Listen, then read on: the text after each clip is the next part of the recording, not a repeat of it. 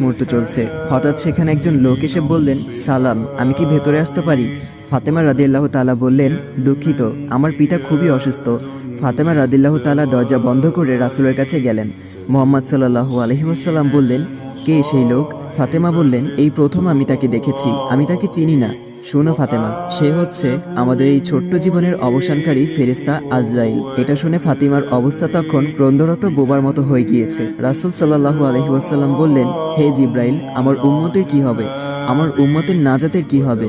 জিব্রাইল আলাইহি ওয়াসাল্লাম বললেন, হে রাসূল, আপনি চিন্তা করবেন না, আল্লাহ ওয়াদা করেছেন আপনার উম্মতের নাজাতের জন্য। মৃত্যুর ফেরেশতা ধীরে ধীরে রাসূলের কাছে এলেন জান কবজ করার জন্য। মালাইকাত মাউত আজরাইল আরো কাছে এসে ধীরে ধীরে রাসূলের জান কবজ করতে থাকলেন। পাশে দাঁড়িয়ে থাকা জিব্রাইলকে রাসূল বললেন ঘোঙ্গানির সাথে, ও জিব্রাইল, এটা কেমন বেদনাদায়ক জান কবজ করা। ফাতেমা রাদিয়াল্লাহু তাআলা তার চোখ বন্ধ করে ফেললেন। আলী রাদিয়াল্লাহু তাআলা তার দিকে উপর হয়ে বসলেন। জিব্রাইল তার মুখটা উল্টো দিকে ফিরিয়ে নিলেন। রাসূল সাল্লাল্লাহু আলাইহি ওয়াসাল্লাম বললেন, হে জিব্রাইল, তুমি মুখটা উল্টো দিকে ঘোরালে কেন?